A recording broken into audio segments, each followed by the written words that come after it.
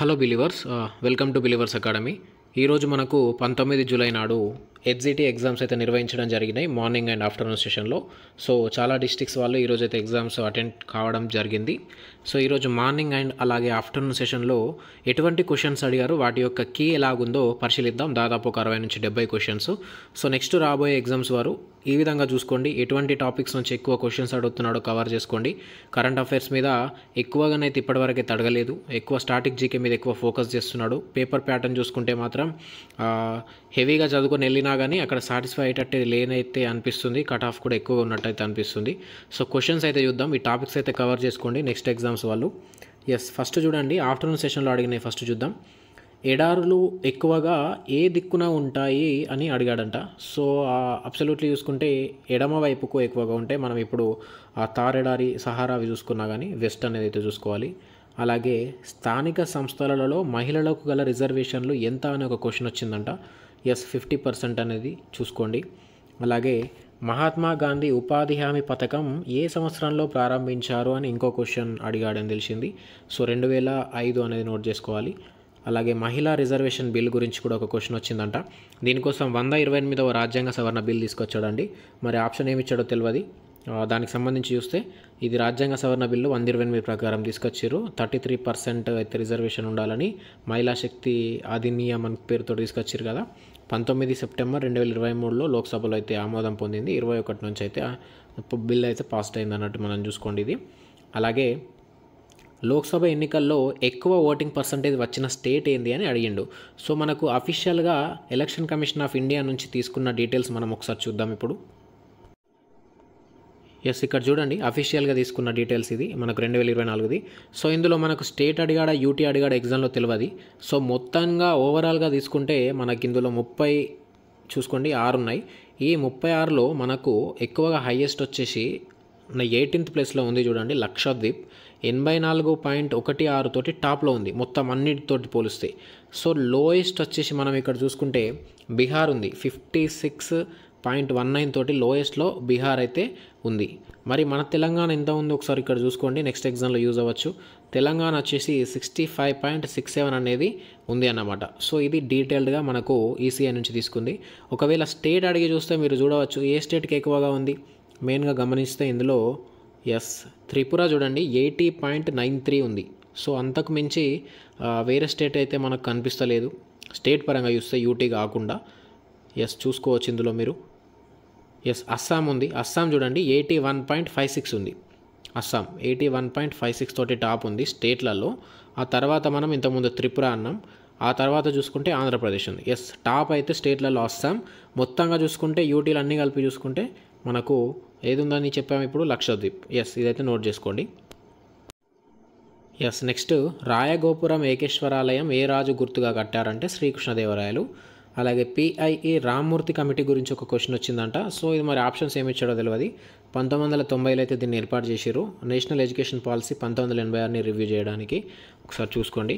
అలాగే కోకో గింజలు అధికంగా ఏ దేశంలో పండిస్తారో ఆప్షన్స్ ఇచ్చారంట. కాంగో, నైజీరియా అని. నైజీరియా అయితే రైట్ అవుతుంది. ఐవరీ కోస్ట్లో అయితే అధికంగా ఉంటుంది ప్రపంచంలో, అది నోట్ చేసుకోండి. అలాగే ఏదో సంథింగ్ కాస్మిక్ విద్యా విధానం గురించి ఇచ్చాడంట, మరి ఆప్షన్స్ ఐడియా లేదు. అలాగే ఆవరణాలు రకాల గురించి వచ్చిందంట. మొత్తం ఎన్ని ఉంటాయి మరి 4 ఉంటాయి. శిలావరణం, జలావరణం, వాతావరణం, జీవావరణం. మనం already 9th class topic cover చేసిన మనకి వచ్చిన ఈ క్వశ్చన్స్. అలాగే ఆహార పదార్థాల కవర్పై ఉండే కోటింగ్ ఆర్ సంథింగ్ ఏదో అడిగాడంట. మరి కోటింగ్ అయితే మనం అల్యూమినియం సంబంధించింది ఇలాంటిది అయితే చూడవచ్చు, మరి ఏం అడిగాడో తెలియదు. అలాగే టీఎస్ఎంటీఈ ఆర్డర్ అడిగాడంట, అదే ట్రోపో, స్ట్రాటో, మెసో, థర్మో, ఎగ్జో అంటే ఆర్డర్లో అమర్చమని అడిగినట్టున్నాడు.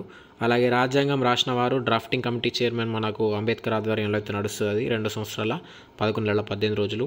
అలాగే క్వశ్చన్ మరి ఇది ఈ విధంగా అడిగాడట, 2020లో టోక్యో ఒలింపిక్స్లో గోల్డ్ గెలిచిన వ్యక్తి ఏ రాష్ట్రానికి చెందింది అన్నట్టు అడిగాడంట. సో గోల్డ్ గెలిచింది ఎవరు మరి అందులో? మీరాబాయి చాను. ఏ రాష్ట్రం అనేది? మణిపూర్. 49 kg విభాగంలో అయితే ఆమె గోల్డ్ గెలుస్తుంది. అలాగే ఇది మనం కవర్ చేసిన కరెంట్ అఫైర్స్ నుంచి వచ్చింది. ఓటీటీ ప్లాట్ఫామ్ని 2024లో తీసుకొచ్చిందంటే కేరళ. ఇది ఒకటి కవర్ అయింది. అలాగే భూదాన్ ఉద్యమం మనం సోషల్ కంటెంట్ కవర్ చేసిన పీడిఎఫ్, అందులోకెళ్ళి కూడా కొన్ని క్వశ్చన్స్ వచ్చినాయి. భూదాన్ ఉద్యమము చూసుకోవచ్చు.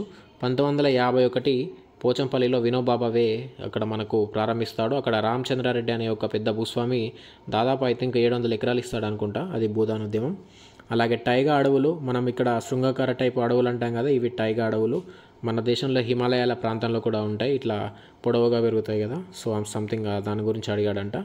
అలాగే జాతీయ జెండా మీద చెరకాన్ని రూపకల్పన చేసి సంబంధించి దాని గురించి అడిగాడంట.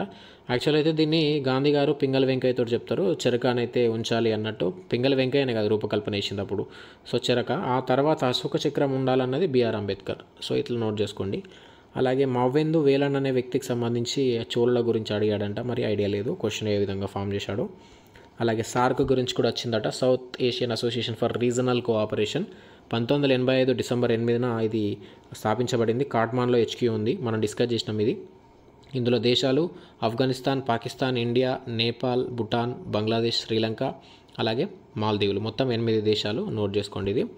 అలాగే నెక్స్ట్ దీన్ని MBBS సంథింగ్ ఏదో అంటారు, దీనికి ఒక కోడ్ ఉంటుంది. అలాగే SDGలో గురించి అడిగాడట, సస్టైనబుల్ డెవలప్మెంట్ గోల్స్. అందులో ఐ థింక్ 15th ఏదని అడిగాడో 4th కానీ ఏదో అడిగాడంట, ఒకసారి అన్నీ చూద్దాం. ఎస్, ఇదే సస్టైనబుల్ డెవలప్మెంట్ గోల్స్. మళ్ళీ అడగచ్చు, ఒకసారి చూసుకోండి. మరి 4th అడిగాడో ఏదో అడగో తెలియదు, అన్నీ ఇందులో ఉన్నాయి, ఒకసారి నోట్ చేసుకోండి. 15 అయితే లైఫ్ అండ్ ల్యాండ్, 4th అయితే ఈక్వాలిటీ ఎడ్యుకేషన్. ఇవన్నీ SDG కింద మనం గమనించవచ్చు, ఒకసారి చూసుకోండి ఇది. ఎస్, జనాభా రాష్ట్రాలని అవరోహణ క్రమంలో అమర్చినంటే జనాభా అధికంగా ఉన్న రాష్ట్రాలని. మరి 2011 సెన్సెసే అనుకుంటా, నేను చూసుకోమని వెళ్ళమన్నాను, అందులోకి అడుగుతున్నాడు. స్టాటిక్ జీకే పరంగా దీని నుంచి అయితే క్వశ్చన్స్ వస్తున్నాయి. అలాగే నిజాం వాళ్ళ యొక్క భాష, హైదరాబాద్లో ఫస్ట్ టైం మాట్లాడిన భాష అనుకుంటా అడిగాడంట, దక్కనీ ఉర్దూ. అలాగే UPS upper primary school something abbreviation లాంటిది అడిగాడంట. అలాగే టెర్రీ కాటన్ గురించి. అలాగే యునెస్కో యొక్క మొదటి హెరిటేజ్ సైట్గా మన దేశంలో అంటే అలా ఆ విధంగా అడిగితే I think Ajanta caves maybe ఆ క్వశ్చన్ అడిగాడంట. అలా ఇది మనం సోషల్ కంటెంట్లో కవర్ చేసినాం. మనకు పటాలలో పంటలు పండించే ప్రాంతంని ఏ కలర్ తోటి సూచిస్తారంటే బ్రౌన్ లేదా గోధుమ రంగు. మనం అన్ని కలర్లు అప్పుడు డిస్కస్ చేసినాం అందులో ఉండే. అలాగే భూమిలో పైన ఉండే పొర అన్నట్టు డిస్కస్ చేయడం జరిగింది మనం కూడా టాపిక్లో 9th క్లాస్లో, చూసుకోండి ఒకసారి. అది భూప్రావారం సంథింగ్ భూపటలం ఉంటాయి కదా. అలాగే కాంచనగంగా ఆ స్టేట్ ఏదని అడిగాడంట, సిక్కిం అనేది. అలాగే తేనెటీగల పెంపకం ఎపీకల్చర్, నోట్ చేసుకోండి. అలాగే 2023 ప్రో కబడ్డీ లీగ్ కబడ్డీలో హైయెస్ట్ పాయింట్ సాధించిన రైడర్ ఎవరో అని క్వశ్చన్ వచ్చిందంట. మరి అర్జున్ దేశ్వాల్ అనే వ్యక్తి జైపూర్కు సంబంధించి జైపూర్ పింక్ ప్యాంథర్స్కి ఆడతాడిన. మరి కప్పు గెలిచింది ఎవరు అంటే పునేరి పల్టన్కి కప్పు వస్తుంది, అది చూసుకోండి. అలాగే 2021లో భారతదేశం మానవాభివృద్ధి సూచికలో ర్యాంక్ ఎంత అని అడిగినట్టున్నాడు, 135 అనేది నోట్ చేసుకోండి. 2022లో 134. ఎస్, మనం కవర్ చేసినాం ఇది మానవాభివృద్ధి సూచిక. అది సూచికలు కూడా అన్ని ఎగ్జామ్ కంటే ముందు సెట్ చేసినాం, అందులోకి వచ్చింది ఇది. అలాగే టీసాట్ గురించి క్వశ్చన్ అడిగాడంట, వేరు రూపాంతరం గురించి కూడా వచ్చింది. అలాగే పెహల్వానీ విచ్ స్పోర్ట్ అని వచ్చిందట, రెజ్లింగ్ పెహల్వానీ అంటే. అలాగే పోషణ్ పక్వాడా విచ్ మంత్ అంటే ఏ మంత్లో నిర్వహించారు అంటే మనకు 2024లో అయితే మార్చ్లో 9th నుంచి 23rd వరకు నిర్వహించారు. మొట్టమొదటిసారిగా దీన్ని 2018 మార్చి 8 నాడైతే ప్రారంభించారు. ఎస్, మానవాభివృద్ధి సూచిక కవర్ చేసినాం ఇప్పుడే. అలాగే 42వ రాజ్యాంగ సవరణకు సంబంధించి కొత్తగా యాడ్ చేసిన పదాలు సోషలిస్ట్, సెక్యులర్, ఇంటిగ్రిటీ అనేది చూసుకోండి. అలాగే 1942లో క్విట్ ఇండియా తీర్మానం AINC మీటింగ్లో అంటే బాంబే INC మీటింగ్లో అయితే దీన్ని చేసిండ్రు తీర్మానాన్ని. అలాగే ఫిల్మ్ఫేర్ సంస్థ ఏ రాష్ట్రం అడిగాడో, మరి 69th ఫిల్మ్ఫేర్ ఎక్కడ జరిగాయని అడిగినట్టున్నాడు. మనం ఇది ఆల్రెడీ కరెంట్ అఫైర్స్లో కవర్ చేసినాం దీన్ని. 69వ ఫిల్మ్ఫేర్ మనకు గుజరాత్లో జరుగుతుంది, ముంబైలో అయితే ఆఫీస్ ఉంటుంది దీన్ని ఫిల్మ్ఫేర్ది. అలాగే చంద్రయాన్ 1 and 2, మంగళయాన్, ఆదిత్య 11 years గురించి అడిగాడు అనుకుంటా. ఐ థింక్ చంద్రయాన్ వచ్చేసి 2008 అక్టోబర్ 22 ప్రయోగం. చంద్రయాన్ 2 2019 జూలై 22 ప్రయోగం. Mangalyaan 1 5th November 2013. మంగళయాన్ 2 2024లో చేయబోతున్నారు. అలాగే ఆదిత్య 11 2nd September 2023. సో ఇది చూసుకోండి. అలాగే 2022లో 200 సంవత్సరాలు జరుపుకున్న పత్రిక ఏదైనా ఒక క్వశ్చన్ అడిగాడంట, బాంబే సమాచార్ అనేది చూసుకోవాలి. 1822లో దీన్ని స్థాపించారు ఫర్డోన్జీ మర్జ్బాన్ అనే వ్యక్తి. సో ఇది నోట్ చేసుకోండి. ఇది ఆఫ్టర్నూన్ సెషన్లో అడిగిన కొన్ని క్వశ్చన్స్. అలాగే ఇంకా కొన్ని చూద్దాం. ఎస్, ఇందులో మార్నింగ్ సెషన్లో అడిగిన క్వశ్చన్లు, ఆఫ్టర్నూన్ కూడా కొన్ని ఉంటాయి ఇందులో. ఎస్, నిఖత్ జరీన్ యొక్క బాక్సింగ్ వెయిట్ కేటగిరీ ఎంత అని అడిగాడట, 51 kg అనేది చూసుకోండి. అలాగే చార్ధామ్ యాత్రా స్థలాలు ఐ థింక్ యమునోత్రి, గంగోత్రి, కేదార్నాథ్, బద్రీనాథ్, చార్ధామ్ యాత్రా స్థలాలు అడిగాడేమో, మరి ఆప్షన్స్ ఇవి ఉంటే చూసుకోండి. అలాగే IMD ఫుల్ ఫామ్ అనేది అడిగాడు. ఇండియా మెట్రియాలజికల్ డిపార్ట్మెంట్ 1875లో స్థాపిస్తారు దీన్ని. అలాగే ఇంగ్లాండ్ ఆస్ట్రేలియా మధ్య మొట్టమొదటి వన్డే మ్యాచ్ జరిగింది. జరిగింది. 1971 జనవరి 5 నాడు జరిగింది. మెల్బోర్న్ క్రికెట్ గ్రౌండ్లో ఆస్ట్రేలియాని గెలుస్తుంది. యాక్చువల్లీ ఇది వన్డే మ్యాచ్ నిర్వహించింది కాదు. ఆస్ట్రేలియా ఇంగ్లాండ్ మధ్య మనకి యాషెస్ సిరీస్ జరుగుతుంది కదా, అందులో మనకు ఒక డే 5 వరకు ఉంటాయి కదా. ఒక డే నాడు ఏమైందంటే వర్షం బాగా పడడం వల్ల మ్యాచ్ రద్దయ్యే పరిస్థితి ఉన్నప్పుడు వాళ్ళు జస్ట్ ఒక 60 ఓవర్లు పెట్టి మ్యాచ్ ఆడినరు. అదే వన్డే మ్యాచ్గా చరిత్రలోకి ఎక్కిందన్నమాట. సో అట్లా నోట్ చేసుకోండి. అలాగే ఒలింపిక్స్ గురించి అడిగాడట. స్పెషల్ ఒలింపిక్స్ అనుకుంటాం, మేబీ దివ్యాంగులకు సంబంధించింది ఉంటుంది కదా. ఈ ఒలింపిక్స్ అయితే ప్యారిస్లో జరగబోతున్నాయి 26 జూలై నుంచి. అలాగే దూద్ సాగర్ ఏ రాష్ట్రం అని అడిగాడంట. గోవాలో ఉంటుంది. మండోవి నదిపై 310 మీటర్ల ఎత్తులో ఉంటుంది ఈ జలపాతం. అలాగే సిఆర్పిఎఫ్ యొక్క మోటో అడిగాడంట. సర్వీస్ అండ్ లాయల్టీగా చూసుకోండి. అలాగే గౌట్ వ్యాధి గురించి అడిగినట్టున్నాడు. Gout arthritis. యూరిక్ యాసిడ్ అధికమైతే ఈ వ్యాధి సంభవిస్తుంది. జాయింట్స్లలో మనకు ఎక్కువ యూరియా అనేది కేంద్రీకృతం అయితే జాయింట్ పెయిన్స్ అనేవి వస్తాయి, ఉబ్బుతాయి అవన్నీ. సో ఇది గౌట్ గురించి. చరక సంహితాని చరకుడు సంబంధించింది, ఆయుర్వేదంకి సంబంధించింది ఇది. అలాగే CALP అబ్రివేషన్ అడిగాడంట. కాగ్నిటివ్ అకాడమిక్ లాంగ్వేజ్ ప్రొఫిషియన్సీ అనేది గుర్తుంచుకోండి. అలాగే ఇండియా ఏ ఆర్గనైజేషన్లో లేదన్నది కూడా అడిగాడంట. నాటో, ఏషియన్ అయితే ఉంటాయి. ఇంకా మరి ఆప్షన్స్ ఏమి ఇచ్చాడో చూడండి. సస్టైనబుల్ డెవలప్మెంట్ గోల్స్ ఇప్పుడు చేసినాం, 10 కూడా ఉంటాయని మొత్తం. అలాగే హార్మోన్స్, సూక్ష్మజీవుల ప్రపంచం సంథింగ్ ఈ క్వశ్చన్స్ అడిగాడట ఈ టాపిక్స్ మీద. అలాగే ఎడ్రినల్ పీయూష గ్రంథుల గురించి వచ్చినాయి. పటాలు చిత్తపటాలకు మధ్య తేడాలు అడిగాడంట. అలాగే 2వ దేవరాయల కాలంలో వచ్చిన యాత్రికుడు ఎవరు అంటే అబ్దుల్ రజాక్. పట్టుపురుగుల జీవితకాలం అడిగాడంట, అంటే దాని యొక్క జీవిత చరిత్ర. Egg, larva, cocoon, adult, silk worm ఉంటాయి కదా, అవి చూసుకోండి. నెక్స్ట్ రాజ్యసభ సభ్యుల ఎన్నిక విధానం గురించి. అలాగే ఆర్థిక సంఘం నిధులు పర్యవేక్షణ గురించి. అలాగే కప్ప యొక్క శ్వాసక్రియ టాడ్పోల్, మొప్పల ద్వారా ఊపిరితిత్తులు చర్మం ద్వారా జరుపుకుంటుంది కదా, వాటర్లో లేనప్పుడు ఒకప్పుడు అట్లా అది. అలాగే క్లోరోఫ్లోరో కార్బన్స్ గురించి, మనకు ఫ్రిడ్జెస్ నుంచి వీటి నుంచి వస్తాయి కదా, దాని గురించి. ఇది హైదరాబాద్లో మాట్లాడిన మొదటి భాష, ఇప్పుడే నిజాంలకు సంబంధించి చూసినాం కదా, దక్కని ఉర్దూ అది. అలాగే ఉత్పత్తుల గురించి వచ్చిందంట. కర్పూరం, ఉప్పు ఆప్షన్స్ ఇచ్చాడు, అంటే డైరెక్ట్ ఆవిరిగా మారిపోవడం అన్నట్టు అవి. అలాగే పుతికాహారం, పరాన్నజీవి గురించి, కాస్కేటా నియంతిస్ గురించి అడిగాడంట మరి. అలాగే కృత్రిమ బొగ్గు తయారయ్యే ప్లేస్ లాంటిది అడిగాడంట మరి. ఐ థింక్ ఆప్షన్స్ కరెక్ట్ లేవు. నికెల్, మాలిబ్డినం మిశ్రమ పొడి అయితే ఎక్కువగా 80% వరకు యూజ్ చేస్తారు కృత్రిమ బొగ్గులో, నోట్ చేసుకోండి. అలాగే ఎస్కిమోలు చూసిన మొదటి ప్రజలు ఎవరు అని అడిగాడట. వైకింగ్స్ అనేది నోట్ చేసుకోండి. మెహ్రోల్ ఇనుప స్తంభం మనం ఇది కవర్ చేసినాం సోషల్ కంటెంట్లో 2వ చంద్రగుప్తుడి టైంలో. హిరణ్య గర్భ గురించి కూడా కవర్ చేసినాం, దంతి దుర్గుడు. అలాగే OHP ఓవర్ హెడ్ ప్రొజెక్టర్ గురించి కూడా మనం చూసినాం. అలాగే కాగితం తయారీ దశల గురించి వచ్చింది. కాలానికి ప్రమాణం మనకు గంటలు, నిమిషాలు, సెకండ్స్లలో ఉంటాయి కదా, అది. క్రిమినల్ కేసెస్ సంబంధించి కూడా అడిగాడంట, ఏదో సంథింగ్ జడ్జెస్. అలాగే క్యాగ్ గురించి 148వ ఆర్టికల్. ఇప్పుడు క్యాగ్ ఎవరున్నారు మరి ఆఫీసర్ అంటే గిరీష్ చంద్ర ముర్ము ఉంటాడు కదా, అది ఒకసారి చూసుకోండి, అడగచ్చు. అలాగే RTEలో రైట్ టు ఎడ్యుకేషన్ యాక్ట్లో 28వ ఆర్టికల్ ఏంది అని అడిగాడంట. ఐ థింక్ దీని ప్రకారం అయితే టీచర్ ప్రైవేట్ ట్యూషన్స్ అయితే చెప్పరాదు అనేది దీని ఆర్టికల్. అలాగే తెలుగులో చూసుకుంటే కృష్ణమూర్తి యాదవ్ గురించి అడిగాడంట. ఆయన శబ్నం, అమ్మ జ్ఞాపకాలు, తొక్కుడు బండ లాంటివి రచిస్తాడు, ఆయన చూసుకోండి. పురాణాల గురించి క్వశ్చన్స్ వచ్చినాయి. అలాగే 5E ఆర్డర్ గురించి, engage, explore, explain, elaborate, evaluate గురించి. సీతమ్మ అనేది సంధి ఏ సంధి అని వచ్చింది, అత్వసంధి. గుర్రం జాషువా రచనలు కానివి ఏవి అని అడిగాడంట. అలాగే పుండరీకం పర్యాయపదం ఏంటి అని అడిగాడంట. పులి, వ్యాఘ్రం, శార్దులం.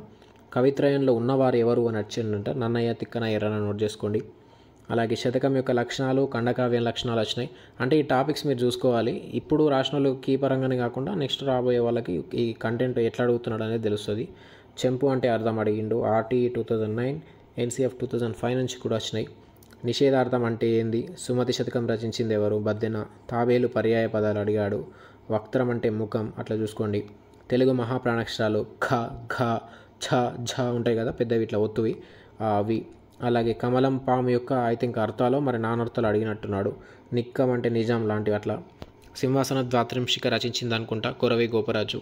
ఆహారం అంటే ఓగిరం, ప్రకృతి వికృతి. నివ్వది అంటే నిజం. అలాగే చందో నియమాలు లేనిది ఏంటి అని క్వశ్చన్. అలాగే నవయుగ కవితా చక్రవర్తి ఎవరు అని ఇంకో క్వశ్చన్ అడిగాడంట.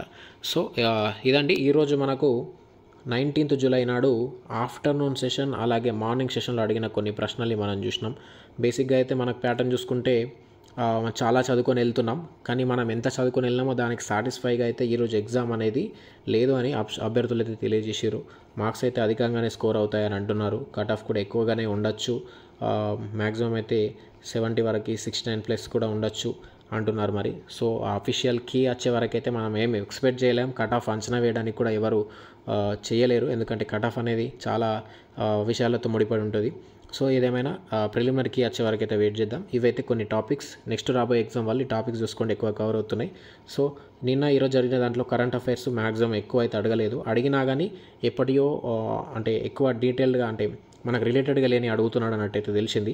సో నెక్స్ట్ రాబోయే ఎగ్జామ్లో ఇదే ప్యాటర్న్ ఫాలో అవ్వాలనే రూల్ ఏం లేదు, మారచ్చు. సో కరెంట్ అఫైర్స్ చదవాల్సిందే. జీకే మీద ఎక్కువ ఫోకస్ చేస్తున్నాడు. టాపిక్స్ మీరు అనుకున్నట్టు అన్నీ చూసుకొని అయితే వెళ్ళండి. మ్యాక్సిమం పేపర్ అయితే ఎంత మ్యాక్సిమం 2017 లాగైతే అంత టఫ్ అయితే ఉన్నట్టయితే అనిపిస్తలేదు.